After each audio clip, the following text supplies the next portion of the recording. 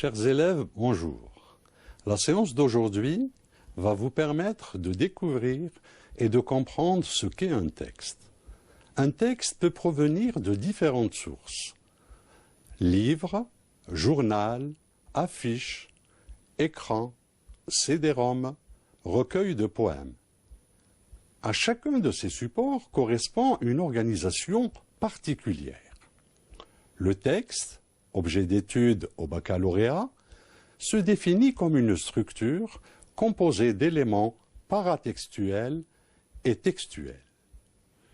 Pour bien comprendre un texte, il faut être attentif à sa mise en page, à son auteur, à sa source, à la ponctuation, aux pronoms personnels, au lexique, c'est-à-dire à tous les éléments paratextuels et textuels qui le composent. Comprendre un texte suppose une lecture méthodique. Qu'est-ce qu'une lecture méthodique? Une lecture réfléchie permet d'élucider, de confirmer ou de corriger les premières réactions du lecteur. Pour aller plus loin, observons le texte en tant que document de travail. Tous les messages sont porteurs d'informations. De plus, ils répondent à des intentions variées. Quelle est l'intention du texte que je lis? Veut-il informer, expliquer, décrire, conseiller, interdire, distraire, attirer mon attention, raconter une histoire, persuader? Toutes ces informations nous amènent à comprendre que les textes ont différentes fonctions. Les textes ont différentes fonctions selon l'intention de l'auteur. Ils peuvent avoir aussi des visées différentes. Émouvoir, faire rire, faire comprendre, faire agir, interpeller. Pour cela, comme application, nous vous proposons des textes dans lesquels nous vous invitons à retrouver l'intention de l'auteur. Informer, inciter, interdire, conseiller, et surtout de retrouver les éléments qui vous ont permis de trouver cette intention. Le texte 1, vous avez entre 15 et 20 ans, vous voulez améliorer le monde? Vous êtes prêt à donner de votre temps 2 heures par semaine? Alors, rejoignez notre équipe de visite aux personnes âgées.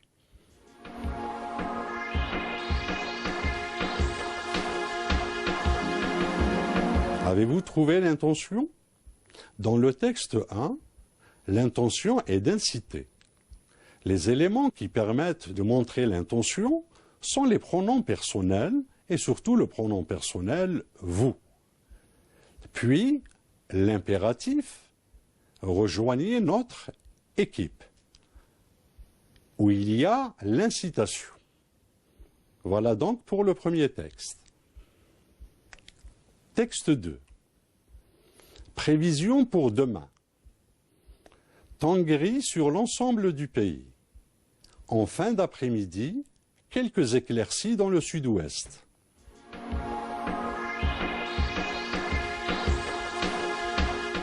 L'intention dans ce texte, c'est informer. Et les indices qui nous permettent de dire qu'il s'agit d'informations, ce sont les informations qui sont données, prévision, temps, quelques éclaircies. Le deuxième texte, donc, a pour intention d'informer. Nous passons maintenant au troisième texte. Texte 3. Par temps froid, la mise en route du moteur peut être plus difficile. Pour éviter cela, il vaut mieux mettre le véhicule à l'abri pour la nuit.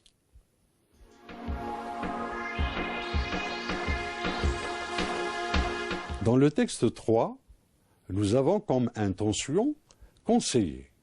Pour cela, l'auteur donne des conseils, les éléments qui nous permettent de dire que c'est conseillé.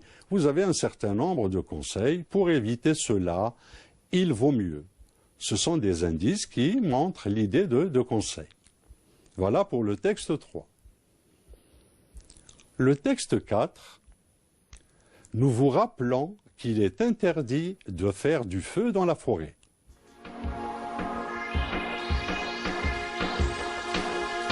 Là, je crois que c'est quand même très facile puisque l'indice lui-même est déjà donné et qui donne l'intention du texte, c'est d'interdire. Donc vous voyez que l'intention est toujours véhiculée par des éléments linguistiques qui sont à l'intérieur du texte. On pourrait donc classer les textes en 4 grands groupes. Les textes informatifs, prédominance des pronoms personnels il, elle, les textes injonctifs ou prescriptifs, textes injonctifs dans lesquels il y a l'idée d'ordre formel, les textes prescriptifs dans lesquels il y a l'idée de conseil, prédominance des pronoms personnels tu et vous. Les textes argumentatifs, prédominance des pronoms personnels je, nous, et enfin les textes narratifs, descriptifs, et là, tout dépend du point de vue du narrateur. Nous passons maintenant à la deuxième activité. Nous allons vous proposer des textes dans lesquels nous vous invitons à retrouver la fonction principale du message. Informer. Est-ce que c'est un texte informatif? Donner des consignes.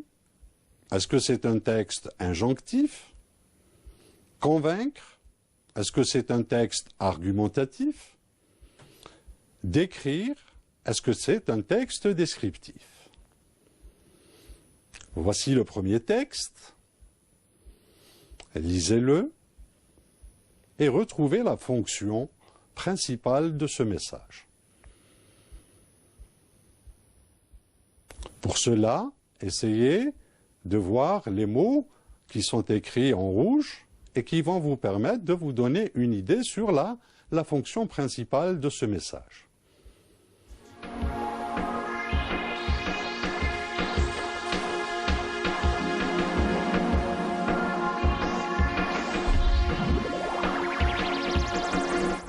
Donc après avoir lu ce texte, la fonction principale de ce texte est l'injonction. La nature de ce texte est un règlement intérieur. Les éléments qui nous permettent de dire que c'est l'injonction, nous avons les négations, nous avons les expressions « il est interdit »,« il est strictement interdit ». Tous ces éléments nous permettent de dire que c'est un texte injonctif. Nous passons maintenant au texte 2.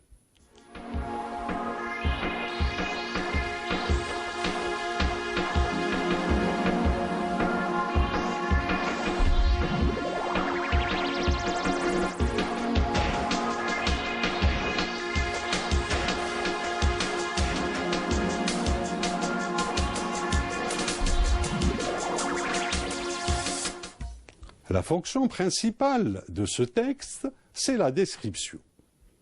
Ce texte est donc un texte descriptif. Les éléments qui nous permettent de dire qu'il s'agit d'un texte descriptif, puisque nous avons une énumération où l'auteur énumère un certain nombre de choses. La fonction est donc descriptive, c'est un texte à dominante descriptive. Nous passons au texte 3.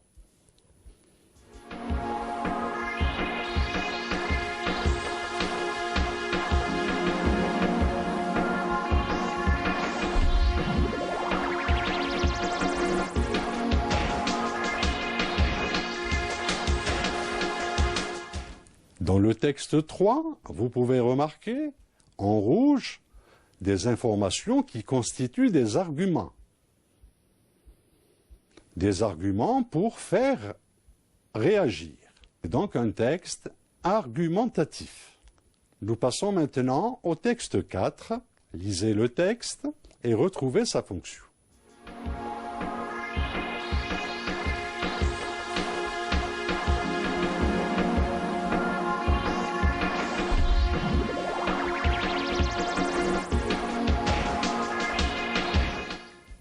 pouvez remarquer que le texte 4 se rapproche du texte 2, puisqu'il s'agit de la fonction prescriptive.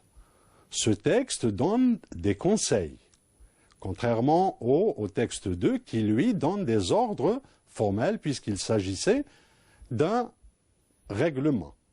Là, nous avons beaucoup plus l'idée de conseil. C'est donc un texte prescriptif. Et vous avez un certain nombre d'éléments qui le montrent, un certain nombre de conseils. N'exposez pas avec la négation, donc vous avez des phrases négatives. Ne le mettez pas, n'exposez pas, ne le soumettez pas, ne le posez pas, et enfin, ne le placez pas. Donc tous ces indices ont pour objectif de conseiller. Donc la fonction principale de ce texte est la fonction prescriptive. En conclusion, nous pouvons dire qu'il existe 4 grands groupes de textes. Les textes informatifs, présence des pronoms personnels il, elle.